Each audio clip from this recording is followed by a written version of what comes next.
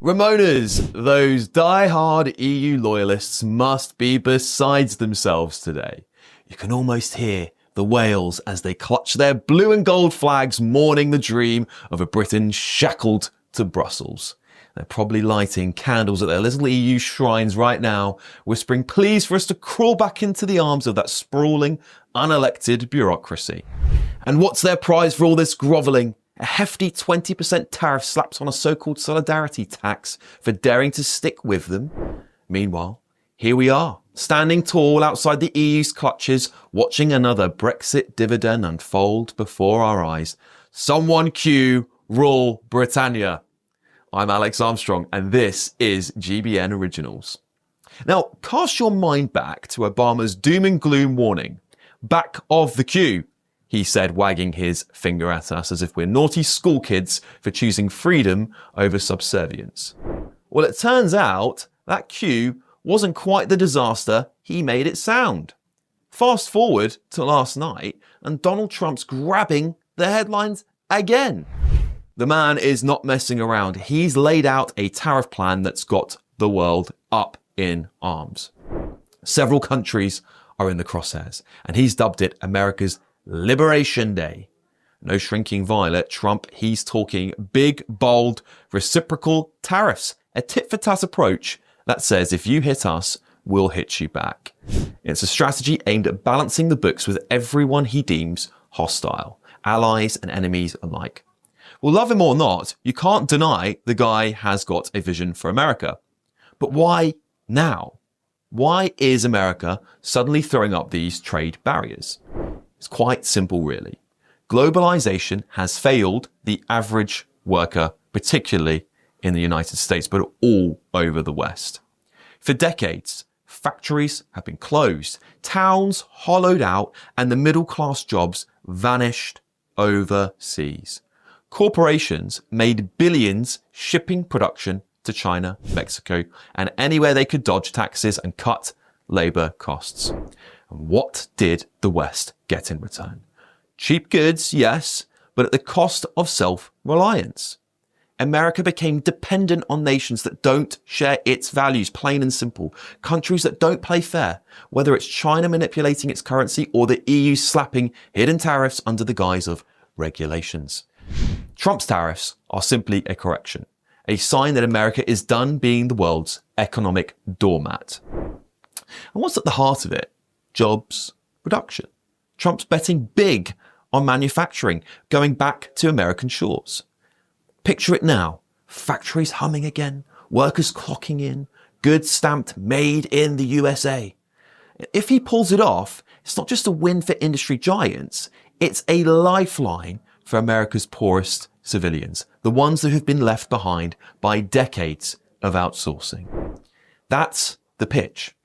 Whether it sticks at the landing, whether it's a story, another story, whether it's something that's going to work out, that's yet to be determined. But the ambition is there. And it's hard to argue with the logic of putting your own people first, isn't it? So how does America get away with this? Well, it's very, very simple. They have got the muscle. The US is an economy. It's a juggernaut of an economy. It is the world's consumer, the biggest currency. Everyone is tied to it. They can throw their weight around, set the terms, and make others blink first. And Trump's playing that card very, very hard, using tariffs as a battering ram to reshape global trade in America's favor. It's not subtle at all, is it? I mean, he brought out a big list, a Eurovision-style list of countries, but it's effective and it's got everyone talking. So let's be honest about our struggle here in the UK, because it's not just about Brexit, as the Remainers and Rejoiners would love for you to believe. For decades here in the UK, we have sold off our industries, very much like America, to global corporations, letting foreign firms buy up our utilities, our factories, and even our infrastructure. A prime example of this is the Chinese owner of our last blast steel furnace, and he is threatening to shut it down completely. That doesn't sound like sovereignty to me.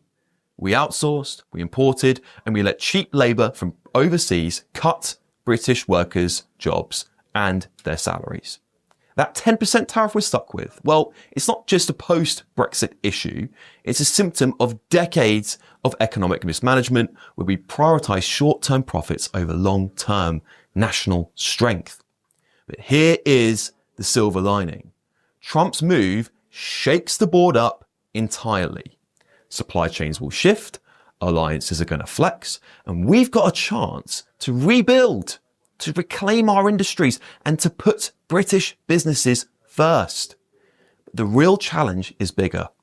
How do we rebuild Britain as a self-sufficient country?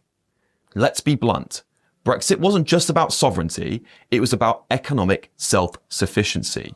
It was about the UK breaking free from a system that prioritised Brussels over Britain. Now, with the world moving towards economic nationalism, we've got a golden opportunity to lead the charge. We don't have to be passive players in global trade. We should be slapping tariffs on cheap imports, backing British manufacturing, and ensuring our industries don't get undercut by countries that exploit cheap labour and lax regulations. The writing is on the wall. The era of globalization is over. The West outsourced too much for too long, and now nations are waking up.